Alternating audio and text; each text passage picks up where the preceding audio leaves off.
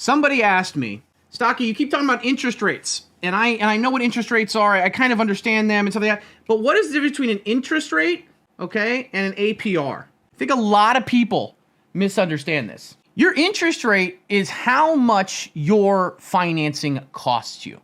So if you take out a $100,000 loan and your interest is 5%, you're paying 5% of that $100,000. Okay? Not that you're getting 5% anywhere. Let's call it 10%, right? Your APR is the total interest, including fixed costs that are not the finance rate.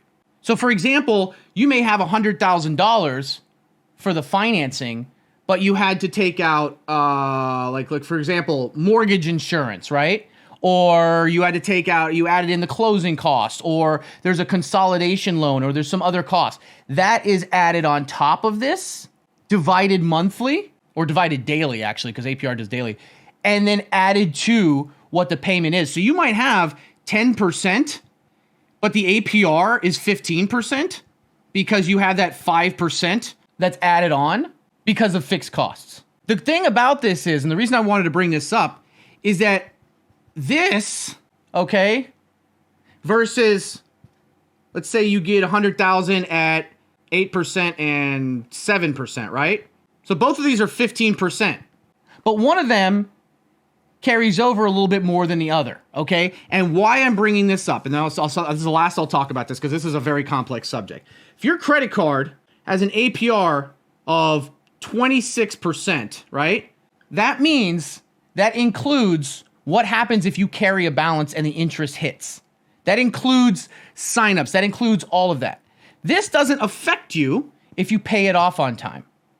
If your large loan has an APR, okay, that is going to be calculated based on the principal that you have, the interest rate, and any fixed charges you have. So please understand that APR is not the same as an interest rate unless you have, the only time you have to worry about is if you have a variable interest rate, then you're fucked. Never take a variable interest rate, guys. Please don't do that.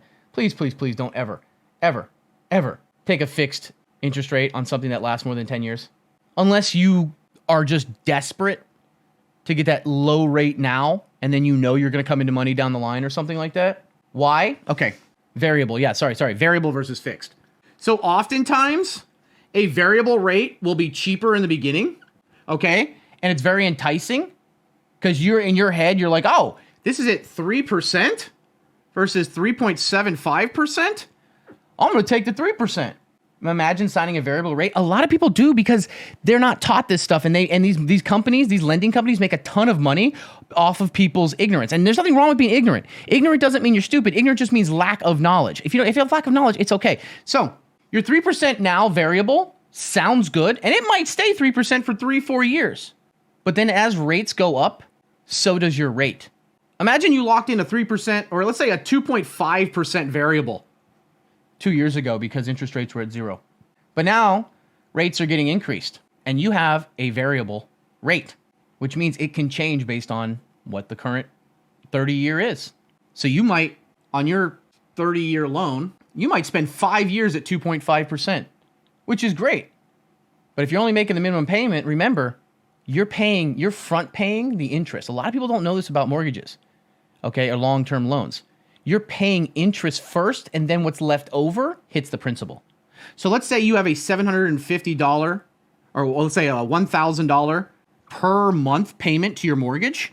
You might be paying $750 in interest first, and only $250 hits the principal on your loan.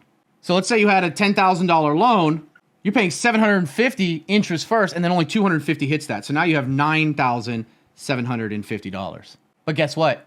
The next payment is interest based on the total balance. And because it's so high, guess what? Interest first, then principal. That's why it's so fucking smart. I don't care what anybody tells you. It's so fucking smart to throw extra money at the payment every month if you can, because to bring down that balance. Because your interest every month is based on what the balance is. The lower the balance, the lower the interest rate. So as time goes on, instead of lowering your monthly payments, you keep that $1,000 monthly payment. But each time, because this is lower, now all of a sudden it's $600, $400, which means you start rapidly paying down that balance. And then eventually, and it's gone.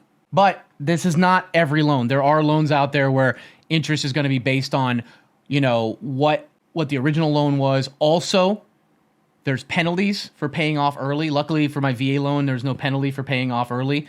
So please understand that this is a general concept before people come in here and lose their fucking mind, okay? Now, back to fixed versus variable. Last thing I'll say, a variable is very, very enticing for people who don't understand money. Because we believe 2.5% versus 3.5%, that's a no-brainer over 30 years, right? You're going to save $60,000 on a $300,000 loan.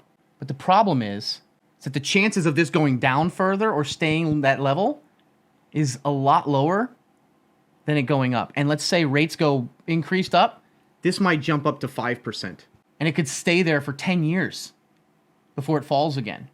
And now you're adding potentially $120,000 more money over the life of the loan than you would if you had the fixed. So yes, a fixed rate may be more expensive, but you know what you're going to pay. You know what you're going to get.